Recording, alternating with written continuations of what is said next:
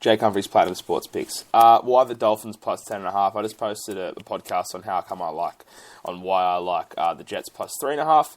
And we're going with another underdog here with the Miami Dolphins plus 10.5. Obviously, it is dangerous for me to be fading Seattle at home in a home opener.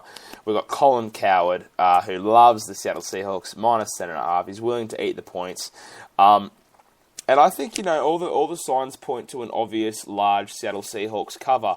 Miami Dolphins are working in with a new offensive coordinator, Adam Gase. They have potentially their second wide receiver and their starting centre missing for this game, Mike Pouncey, and it's not Jarvis Landry, it's the other wide receiver. I can't remember his name at the moment.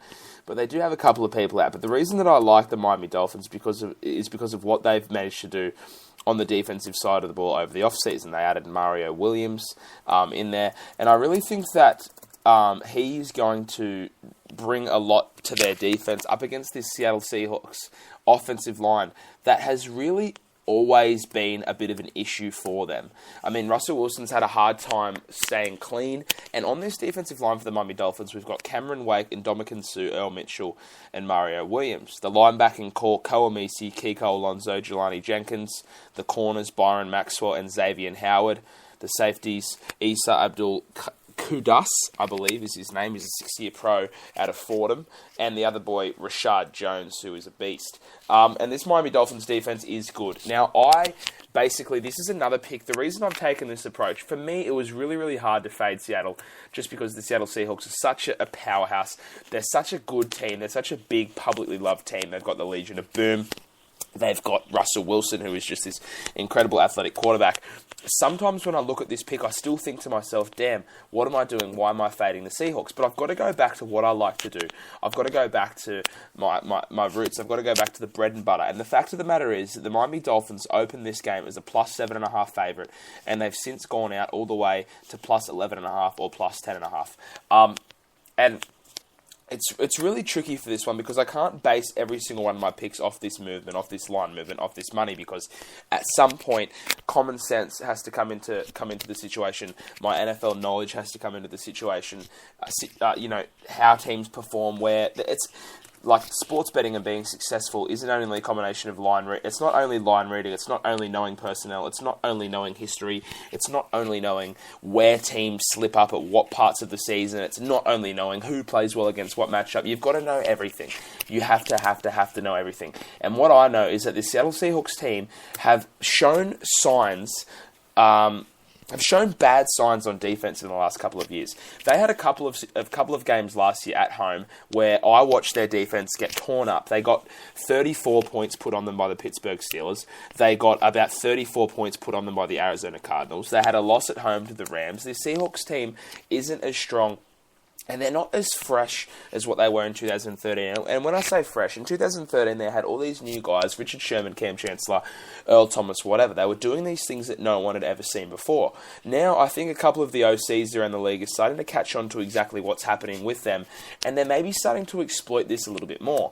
Now this Miami Dolphins offense, although they may be missing Devontae Parker and Mike Pouncey, which are two really, really big outs, I still like the guys they have on offense. I think they're going to have a hard time.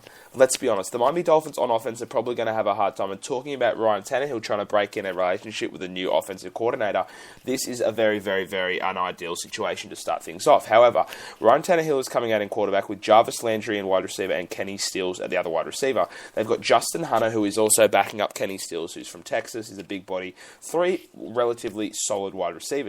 Their offensive line of Brandon Albert, Laramie Tunsil, Mike Pouncey, Jamon Bushrod, and Jawan James. That is a very strong offensive line left to right. Jordan Cameron is the tight end, and Arian Foster and Jay Ajayi are the running backs. Now, this offense, top to bottom, is not outstanding. It's not star-studded, but I think it's good enough to get enough first downs, get a touchdown or two, a field goal, and then the real matchup I like is this Dolphins defensive line, this Dolphins front seven against the Seattle Seahawks offensive line. The Seattle Seahawks lost Russell Okung. Okay, Russell Okung was a big protector for Russell Wilson for a lot of years. He went over to Denver, and I think that they're going to have a bit of a hard time. Their offensive line, Sal, Glowinski, Britt, Ifedi, and Gilliam. what I'm going to do is I'm going to open up tabs on all of these players, and I'm going to figure out exactly who they are, okay? Bradley Sowell, left tackle. It's his fifth season out of Ole Miss. He's 27 years of age. Okay, I haven't heard of that guy before, I'm not going to lie. Glowinski, here we go. He's 24. This is his second season out of West Virginia. He was a 4th-round draft pick last year. Britt, the centre. I think I've heard of this dude. Britt, his third season. 2nd-round draft pick by Seattle in 2014. Ifedi, right guard. He's a rookie. 1st round, 31st by Seattle last year. Okay, so this dude, we're yet to see out of Texas A&M. He could be a stud right guard. I'm pretty sure he's got some. I'm pretty sure he's highly touted. He's probably going to be good for them. And Gary Gilliam, 3rd season out of Penn State. So just because I haven't heard of these O-linemen doesn't mean they're not good. Absolutely not. There's a lot of O-linemen I don't know. There's a lot of players I don't know. I'd say 90% of the starters in the NFL I've heard of, but there are some players I certainly don't know, and a lot of them are in the trenches. But this offensive line, with a big hole left from Russell Okung on the left tackle spot, one of these guys, Gilliam, Sal, both of them, they're going to have their hands full. This right guard, this rookie, is going to have Ndamukong Suh against him, Mario Williams and Cameron Wake. I just think I have seen Russell Wilson on his bike running away from pass rushes for the last few seasons.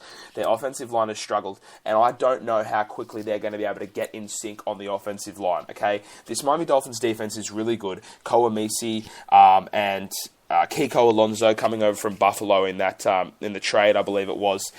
I think this defense is going to be able to have a relatively good day against the Seattle Seahawks offense. Everybody's liking the Seahawks. This line's driven all the way out to minus 10.5, plus 7.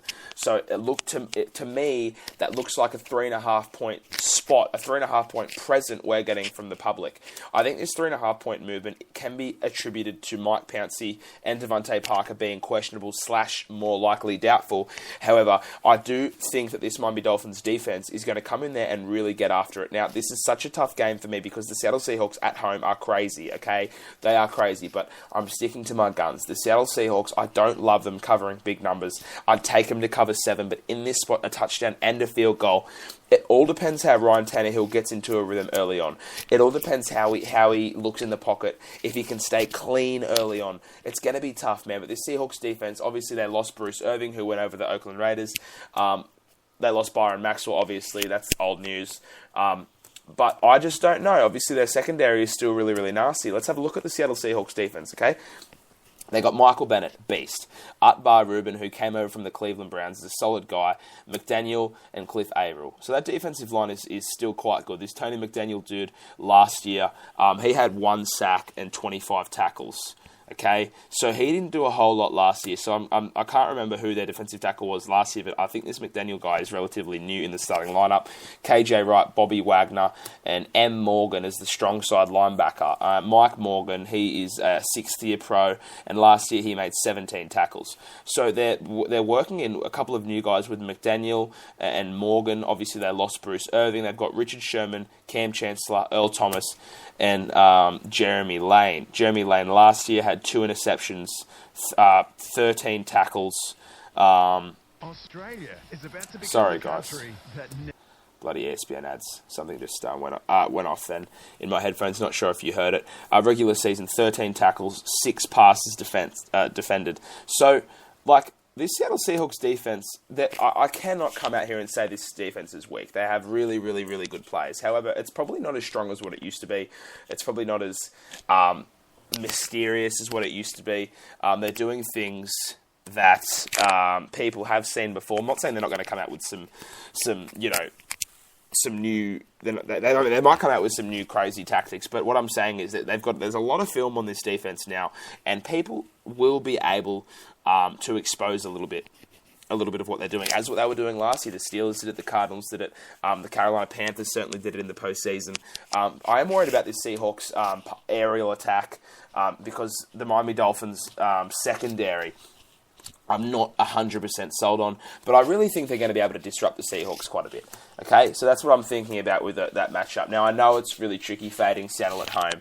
I know it's really hard, but that 10.5 line is really, really good for me. I'm a little bit worried about why it's 10.5 and why it's been driven out so much. I guess we're going to find out, man. That's the beauty of it. But last year I loved underdogs. On covers.com, I can see that 45% of people here are on the Miami Dolphins, which means the Seattle Seahawks are the more popular team. They're seeing more action. And I just think that we can sneak in here and potentially get a Miami Dolphins team at plus 10.5 that maybe should only be plus 7 or plus 8. Seahawks, they're a tough team for me to fade. They're a tough team for me to bet against right off the bat. But what I did like last year about the Seattle Seahawks at home was that you could fade them. You could certainly fade them. They weren't that good against the spread last year. In fact, I can't get numbers against the spread last year, but I can remember they lost against the spread to the Lions, Rams, Cardinals.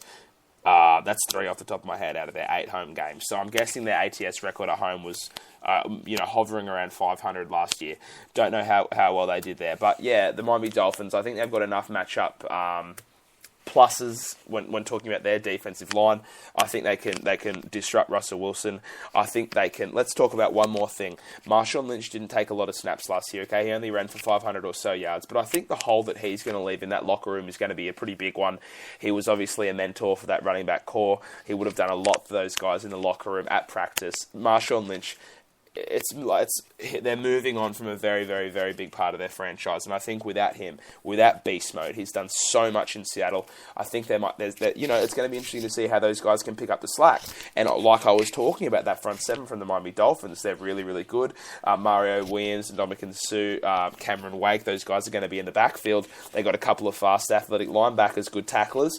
I think that this Miami Dolphins defense could keep the Seattle offense relatively in check. I'm worried about Curse, I'm worried about Baldwin, I'm worried about Lockett, but I think the Dolphins, if they play their cards right, if they get off to a good enough start, maybe snag an early touchdown, I think the Dolphins can keep this one within the points, and I could even see the Dolphins winning this one outright if they start off well enough and if they can get their connections working. It will also really be a big plus for us if Pouncey and Parker end up playing, but even without them, I love the 10.5. I think it's a good pick. I don't think the Seattle Seahawks are going to be covering huge numbers yet, and I think their home lines are going to get smaller and smaller as we go through the year.